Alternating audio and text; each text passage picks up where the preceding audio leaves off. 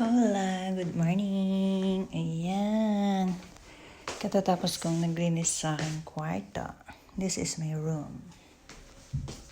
Diyan ko nilalagay ang aking mga pajama. And this is my bed.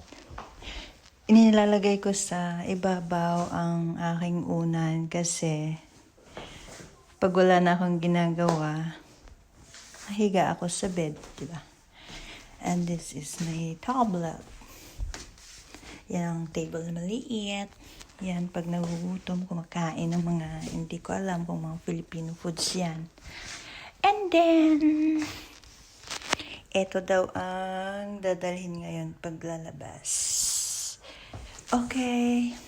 Ayan, dito ko nilalagay ang aking mga pullovers. Yung pag nilamig ako, kukunin ko agad dyan.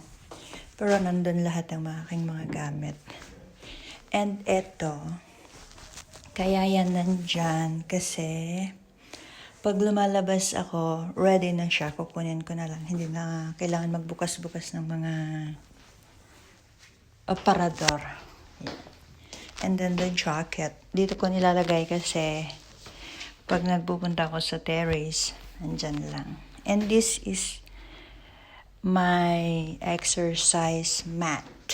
Pag nagpa-plankings ako or push-up, yan ang ginagamit ko sa floor. That's all. Ito naman ang aking view sa labas. I am in love with the tree. Niya, luminous siya. Diba, ang ganda. Kaya pagkagising ko ng umaga, pagka binubuksan ko ang aking window, ayan, tinitignan ko siya. And yun din. Kaso lang wala na siyang leaves. Kanda hulog-hulog na.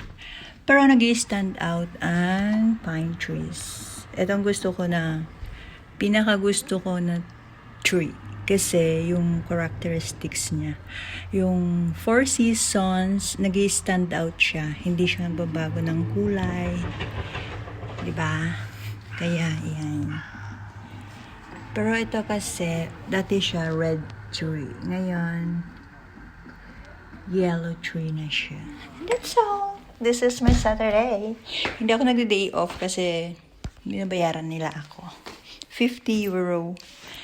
Pero ang ginagawa ko lang, nagja-general cleaning ng aking kwarto, nagluluto, and then nagbibigay ng gamot.